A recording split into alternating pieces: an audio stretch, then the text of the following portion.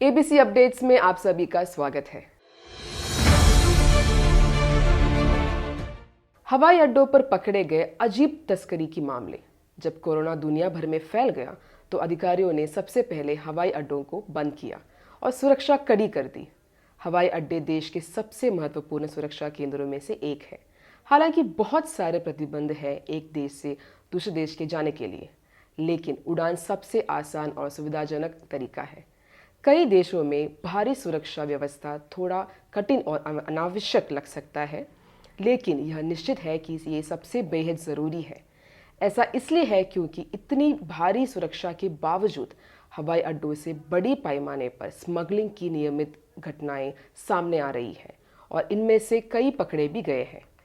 विभिन्न तरीके से भारी मात्रा में सोने की तस्करी कराने का प्रयास किया गया। यह बातें आजकल अखबारों में एक नियमित और आम समाचार आइटम बन गया है ना?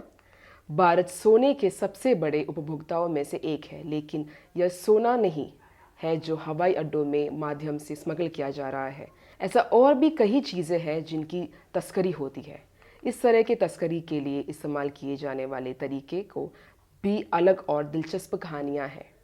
शायद ऐसा ही कोई लोग होंगे जिनको आईफोन पसंद नहीं होगा। 2014 में एक बुढ़े आदमी ने आईफोन की तस्करी कराने का प्रयास किया। विस्तार से जांच कराने पर यह बात सामने आई कि एक या दो नहीं बल्कि 94 आईफोन उनके शरीर से बंधे हुए थे। इस घटना का उद्देश्य आईफोन को दूसरे देश में ले जाकर अधिक कीमत पर बिक्री कराना था। 2007 में अटलांटा हवाई अड्डे पर जो हुआ वो आईफोन की कहानी से अधिक दिलचस्प है। अधिकारियों को इस आदमी के सूटकेस में महंगी जार और भारी बोतलें मिली। फिर उसकी जांच की गई। जिसने भी बॉक्स को देखा वो हैरान रह गया। बोतलों और जार में मृत वसीले सांपों से भरे थे, लेकिन किसी को आज तक पता नहीं चला कि वह आदमी मरे हुए सांपों के साथ क्या करने जा रहा था। एक और घटना मेलबर्न एयरपोर्ट में हुई। दुबई जाने वाली एक फ्लाइट में एक यात्री ने अपने पैरों पर बंधे ट्यूब में टैंक तरीके से कबूतरों को ठूस कर रखा था। बहुत ही दुखद हालत थी उन कबूतरों की। आपको यकीनन तरस आ जाएगा। ऑस्ट्रेलिया सरकार ने पक्षियों और जानवरों की तस्करी पर रोक लगाई है। न केवल ऐसा करने वाले को उच्च जुर्माना बनाना होगा, बल्कि जेल जाने की गारंटी भी है। एक अन्य घटना 2005 में मेलबर्न में हुई। पूरे शरीर में मछली बांध के तस्करी करने का एक प्रयास किया, लेकिन कहने की ज़रूरत नहीं है, यह शख्स भी पकड़ा गया। एक थाई महिला एक छोटे तेंदुए की तस्करी करने की कोशिश कर रही थी, वह भी उनके ही सूटकेस में। जब बैग की तलाशी ले गई तो उन्हें एक बेहोश तेंदुआ मिला। नन्हा तेंदुआ, छोटा सा तेंदुआ जो केवल 2 महीने का था। 18वीं शताब्दी में डूबे हुए एक शिप की खोज के दौरान एक सी ड्राइवर द्वारा तोप का गोला खोजा गया। इस घटना को अंजाम देने वाले और एयरपोर्ट पहुंचाने वाले आदमी को भी गिरफ्तार किया गया। गोला पुराना था, विस्फोटक भी, और फ्लाइट में पाए जाने के बाद यात्रियों को भी तुरंत निकाला पड़ा। सौभाग्य से कोई गोला नहीं फटा और किसी को चोट नहीं आई। एक युवा ब्रिटिश महिला की तस्करी का मामला जो सुरक्षा अधिकारियों को भी बौखलाहट में डाल दिया, लेकिन उनका भी रहस्य मेटल डिटेक्टर के सामने लीक हो गया। ये मामला पिछले किसी भी मामले से मेल नहीं खाता। दरअसल उनके पति ने, जो छुट्टी पर थे, उन्हें चरित्र कवच यानी चेस्टिटी लॉक पहनने को कहा। उनकी बीवी अपने शरीर पर चरित्र कवच पहनकर हवाई अड्डे पर आई तो थी, लेकिन जब मशीन की आवाज़ आई और उनसे कवच उतारा गया तो सिक्योरिटी सचमुच चौंक गई। कोई केस नहीं हुआ और महिला को तुरंत छोड़ दिया गया। एक आदमी कैरो इंटरनेशनल एयरपोर्ट में पकड़ा गया। इसके शरीर से बहुत दुर्गंध आ रही थी।